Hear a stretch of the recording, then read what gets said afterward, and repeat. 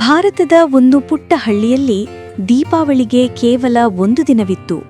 ಪ್ರತಿ ಮನೆಯನ್ನು ದೀಪಗಳಿಂದ ಮತ್ತು ರಂಗೋಲಿಯಿಂದ ಅಲಂಕರಿಸಲಾಗುತ್ತಿತ್ತು. ಗಾಳಿಯಲ್ಲಿ ಸಿಹಿ ತಿಂಡಿಗಳ ಪರಿಮಳ ಮತ್ತು ಮಕ್ಕಳು ಪಟಾಕಿಗಳನ್ನು ಸಿಡಿಸಲು ಉತ್ಸುಕರಾಗಿದ್ದರು. ಆದರೆ ಹಳ್ಳಿಯ ಅಂಚಿನಲ್ಲಿ ಒಂದು ಚಿಕ್ಕ ಗುಡಿಸಲಿನಲ್ಲಿ ಮೀರಾ ಎಂಬ ಪುಟ್ಟ ಹುಡುಗಿ ತನ್ನ ತಾಯಿಯೊಂದಿಗೆ ವಾಸಿಸುತ್ತಿದ್ದಳು. ಅವರು ಬಡವರಾಗಿದ್ದರು ಮತ್ತು ಈ ವರ್ಷ ಒಂದು ದೀಪಕ್ಕೆ ಎಣ್ಣೆ ಖರೀದಿಸಲು ಸಹ ಅವರಿಗೆ ಸಾಧ್ಯವಾಗಿರಲಿಲ್ಲ. ಅಂದು ರಾತ್ರಿ ಮೀರಾ ತನ್ನ ಮನೆಯ ಹೊರಗೆ ಕುಳಿತು ನೆರೆಹೊರೆಯವರು ದೀಪಗಳನ್ನು ಹಚ್ಚುವುದನ್ನು ನೋಡುತ್ತಿದ್ದಳು. ಆ ಬೆಳಕಿನಲ್ಲಿ ಅವಳ ಕಣ್ಣುಗಳು ಮಿನುಗಿದವು, ಆದರೆ ಅವಳ ಹೃದಯ ಭಾರವಾಗಿತ್ತು. ಅವಳ ಮನೆಯ ಒಳಗೆ ನೆಲದ ಮೇಲೆ ಒಂದು ಬದಿಯಲ್ಲಿ ಮುರಿದಿದ್ದ ಹಳೆಯ ಮಣ್ಣಿನ ದೀಪ ಇತ್ತು. ಮೀರಾ ಅದನ್ನು ತೆಗೆದುಕೊಂಡು, ನಾನು ನಿನ್ನನ್ನು ಮತ್ತೆ ಹಚ್ಚಲು ಸಾಧ್ಯವಾದರೆ ಎಂದು ಪಿಸುಗುತ್ತಿದ್ದಳು. ಹಠಾತ್ತಾಗಿ ದೀಪವು ಮಂದವಾಗಿ ಮಿನುಗಿತು. ಮೀರಾ ನಿಟ್ಟುಸಿರು ಬಿಟ್ಟಳು. ನಿನ್ನನ್ನು ಯಾರು ಹಚ್ಚಿದರು ಎಂದು ಅವಳು ಕೇಳಿದಳು. ಒಂದು ಸೌಮ್ಯ ಧ್ವನಿ ಉತ್ತರಿಸಿತು, ನೀನೇ ಮೀರಾ, ನಿನ್ನ ಆಸೆ ಶುದ್ಧವಾಗಿತ್ತು. ದೀಪವು ಮೃದುವಾಗಿ ಮಾತನಾಡಿತು, ಪ್ರತಿ ದೀಪಾವಳಿಗೆ ನಾನು ನಿಜವಾಗಲೂ ಬೆಳಕಿನ ಅಗತ್ಯವಿರುವ ಒಂದು ಮನೆಗೆ ಬೆಳಕನ್ನು ತರುತ್ತೇನೆ. ಆದರೆ ನನ್ನಲ್ಲಿ ಸ್ವಲ್ಪ ಮಾತ್ರ ಮಾಂತ್ರಿಕ ಶಕ್ತಿಯಿದೆ. ನಾನು ಒಂದು ರಾತ್ರಿ ಮಾತ್ರ ಉರಿಯಬಲ್ಲೆ. ನಾನು ಎಲ್ಲಿ ಪ್ರಕಾಶಿಸಬೇಕು ಎಂದು ನೀನು ಬಯಸುತ್ತೀಯಾ? ಮೀರಾ ದುಃಖದಿಂದ ನಕ್ಕು, ಹಾಗಾದರೆ ಇಲ್ಲಿ ನನ್ನ ಮನೆಯಲ್ಲಿ ಪ್ರಕಾಶಿಸು ಎಂದಳು. ಆದರೆ ನಂತರ ಅವಳು ಹೊರಗೆ ನೋಡಿದಳು ಮತ್ತು ತನ್ನ ನೆರೆಹೊರೆಯ ಮನೆಯನ್ನು ನೋಡಿದಳು.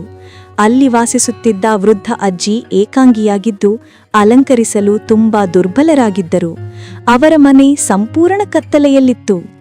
ಮೀರಾ ದೀಪವನ್ನು ತೆಗೆದುಕೊಂಡು, ಅದರ ಬದಲಿಗೆ ಅಲ್ಲಿಗೆ ಹೋಗು, ಆ ಮನೆಗೆ ನನ್ನದಕ್ಕಿಂತ ಹೆಚ್ಚು ಬೆಳಕಿನ ಅಗತ್ಯವಿದೆ ಎಂದಳು. ದೀಪಕ್ಕೆ ಆಶ್ಚರ್ಯವಾಯಿತು. ನಿನ್ನ ಏಕೈಕ ಬೆಳಕನ್ನು ನೀನು ಬಿಟ್ಟುಕೊಡುತ್ತಿದ್ದೀಯಾ? ಮೀರಾ ತಲೆದೂಗಿದಳು. ಬೆಳಕು ಹಂಚಿಕೊಳ್ಳಲು ಇರುವಂಥದ್ದು. ದೀಪವು ಎಂದಿಗಿಂತಲೂ ಪ್ರಕಾಶಮಾನವಾಗಿ ಬೆಳಗಿ ವೃದ್ಧ ಅಜ್ಜಿಯ ಮನೆ ಕಡೆಗೆ ತೇಲಿತು. ಆ ಮನೆಯನ್ನು ಸುವರ್ಣ ಕಾಂತಿಯಿಂದ ತುಂಬಿತು. ಇಡೀ ಬೀದಿ ಇದನ್ನು ಗಮನಿಸಿತು. ನೆರೆಹೊರೆಯವರು ಹೊರಗೆ ಬಂದು ಬೆಳಕು ಎಲ್ಲಿಂದ ಬರುತ್ತಿದೆ ಎಂದು ಆಶ್ಚರ್ಯಪಟ್ಟರು.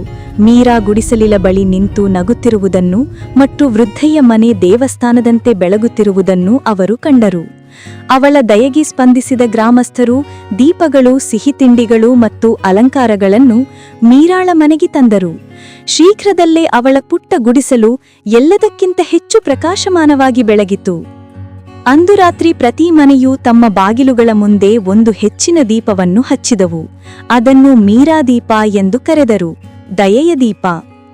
ಹಬ್ಬದ ರಾತ್ರಿ ಹೆಚ್ಚಿದಂತೆ ಮೀರಾ ಮಾಂತ್ರಿಕ ದೀಪವನ್ನು ಕೊನೆಯ ಬಾರಿಗೆ ನೋಡಿದಳು. ಅದು ಪಿಸುಗುತ್ತಿತು, ನೀನು ಇನ್ನೊಬ್ಬರಿಗೆ ಬೆಳಕನ್ನು ನೀಡಿದೆ ಮತ್ತು ಜಗತ್ತು ಅದನ್ನು ನಿನಗೆ ಮರಳಿಸಿತು. ಅದೇ ದೀಪಾವಳಿಯ ನಿಜವಾದ ಅರ್ಥ. ಮತ್ತು ನಿಧಾನವಾಗಿ ಅದು ಆಕಾಶಕ್ಕೆ ಮರೆಯಾಗಿ ಪ್ರಕಾಶಮಾನ ನಕ್ಷತ್ರವಾಯಿತು.